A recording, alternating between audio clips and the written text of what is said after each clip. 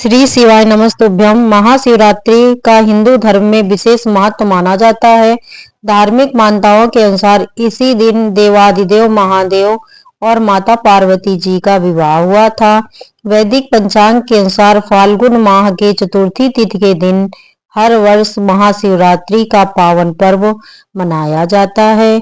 इसीलिए इस दिन भक्त भगवान शिव और देवी पार्वती के जी को प्रसन्न करने के लिए ये व्रत रखते हैं। पूरे विधि विधान से पूजा पाठ, खास तौर पर शिवलिंग का अभिषेक करते हैं और कई जगह पर तो भगवान शिव की बारात भी निकाली जाती है। लेकिन क्या आपको पता है कि शिवरात्रि के पावन पर्व पर अगर कुछ विशेष चीजें घर पर लाई जाए तो यह बहुत ही शुभ माना जाता है। तो चलिए आज के इस वीडियो में आपको बताते हैं कि ऐसी कौन सी चीजें हैं जो कि आप अपने घर पर ला सकते हैं। साथ ही साथ आप यह भी जानते हैं कि इस बार महाशिवरात्रि का पर्व कब मनाया जाएगा, 4 पहर की पूजा का शुभ मुहूर्त कौन कौन सा रहेगा और प्रदोष काल और निश्चिता काल का मुहूर्त कब से कब तक रहेगा। सबसे पहले जानते हैं ऐसी कौन सी चीज है जो ये आप इस दिन घर ला सकते हैं। तो सबसे पहली चीज है शिव परिवार। धार्मिक मान्यताओं के अनुसार महाशिवरात्रि के दिन घर में शिव परिवार लाना बहुत ही शुभ माना जाता है। आप अपने घर में एक तस्वीर ला सकते हैं या फिर आप प्रतिमा भी ला सकते हैं जिसमें भोलेनाथ के साथ साथ माता पार्वती, भगवान गणेश, कार्तिकेय जी, नंदी जी और उनके गढ़ भी साथ में हो। मान्यता है कि घर में शिव परिवार की उपस्थिति होने से आपके घर पर सदैव भगवान भोलेनाथ का आशीर्वाद बना रहता है। अगली चीज है पारद के शिवलिंग। अगर आप घर पर शिवलिंग लाना चाहते हैं, क्योंकि बहुत से लोग शिवलिंग का अभिषेक या प्रदोष काल हो या चतुर्थी का व्रत हो, शिवरात्रि का व्रत हो या सोमवार का व्रत हो तो घर में ही शिवलिंग की पूजा करना चाहते हैं, अभिषेक करना चाहते हैं। तो शिवलिंग की यदि पूजा आप घर पर करना चाहते हैं तो पारद के शिवलिंग सबसे अच्छे होते हैं और उन्हीं का आपको पूजन या अभिषेक करना चाहिए। तो अगर आप घर पर शिवलिंग लाना चाहते हैं, उन्हें स्थापित करना चाहते हैं तो आप महाशिवरात्रि के दिन घर पर पारद की शिवलिंग लेकर आए। ध्यान रखिएगा जब आप शिवलिंग खरीद कर लाते हैं तो साथ में कोई मीठी वस्तु अवश्य लेकर आए। और यदि आप पारद के शिवलिंग की स्थापना घर में करते हैं तो न सिर्फ आपको भगवान का आशीर्वाद प्राप्त होता है बल्कि घर के कितने भी वास्तु दोष, काल सर्प दोष, पितृ दोष और कोई ग्रह दोष हो तो वो भी दूर होते हैं और सभी दोषों से शांति प्राप्त होती है। अगली वस्तु है रुद्राक्ष की माला।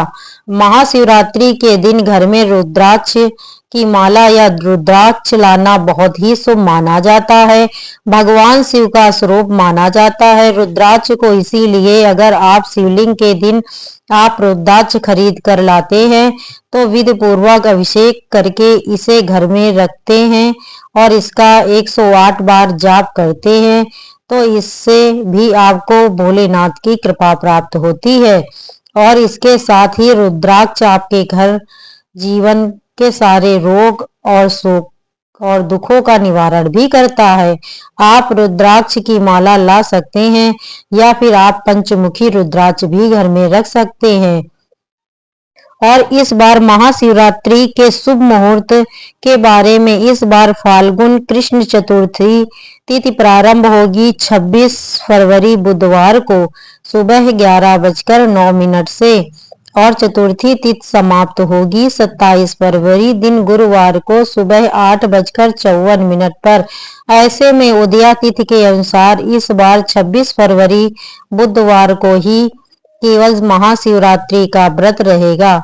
व्रत सुबह सूर्योदय से प्रारंभ होकर अगले दिन के सूर्योदय तक रहेगा। शिवरात्रि के व्रत में बहुत से लोग निराहार निर्जल रहकर व्रत करते हैं, तो कुछ लोग एक समय फलाहार ग्रहण करके भी व्रत रखते हैं।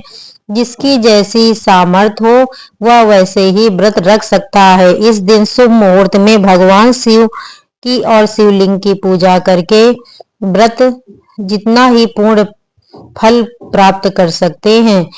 26 फरवरी को ब्रह्म मुहूर्त का समय रहेगा। सुबह 5:01 से 6:04 तक सूर्योदय होगा। सुबह 6:53 पर सूर्यास्त शाम 6:02 पर होगा। इस बार शिवरात्रि व्रत के दिन बहुत ही शुभ योग बन रहा है, जो कि शिव योग होगा। सुबह से लेकर रात 11:04 तक रहेगा और उसके बाद में सिद्ध योग प्रारंभ हो जाएगा। अमृत काल सुबह 6:02 से 7:31 तक रहेगा। राहु काल जो कि अशुभ मुहूर्त होता है दोपहर 1:30 से 3 बजे तक रहेगा। भगवान शिव की पूजा के 4 पहर में प्रथम पूजा का मुहूर्त प्रारंभ होगा शाम 6:19 से 9:26 तक। पूजा का दूसरा पहर रात 9:26 से मध्य रात्रि 12:34 तक रहेगा। तीसरा पहर रात 12:34 से सुबह 3:41 तक रहेगा। चौथा पहर पूजा का रहेगा 27 फरवरी गुरुवार को सुबह 3:04 से 6:48 तक। वैसे तो भगवान शिव के भक्तों को इन चारों पहर की ही पूजा करनी चाहिए। अगर 4 पहर में पूजा करना संभव न हो पाए तो प्रथम पहर और अंतिम पहर के अलावा निश्चिता काल मुहूर्त और प्रदोष काल में भी पूजा करनी चाहिए। तो 26 फरवरी बुधवार को प्रदोष काल रहेगा शाम 5:04 से 7:10 तक। निश्चिता काल मुहूर्त रहेगा रात 12:09 से 12:59 तक। आसपास शिव मंदिर में जाकर शिवलिंग का अभिषेक कर सकते हैं, पंचामृत जल अर्पित कर सकते हैं। अगर ऐसा करना संभव ना हो तो आप मानसिक रूप से भी भगवान शिव के ओम नमः शिवाय मंत्र का सच्चे मन से जाप करके भी आप मानसिक पूजा शुभ मुहूर्त के दौरान कर सकते हैं। व्रत का पारण हमेशा अगले दिन जल चढ़ाने के बाद किया जाता है। तो 27 फरवरी गुरुवार को शिवरात्रि व्रत खोला जाएगा। सुबह 6:53 से 8:54 के बीच में। इस समय भगवान शिव को अर्पित किया गया प्रसाद ग्रहण करने के बाद सात्विक भोजन ग्रहण किया जा सकता है। और क्योंकि इस बार भद्रा का वास पाताल लोक में रहेगा, तो पाताल लोक में भद्रा होने से पृथ्वी लोक पर अशुभ नहीं माना जाएगा। ऐसे में भद्रा काल के समय आप पूजा पाठ कर सकते हैं, अभिषेक भी कर सकते हैं।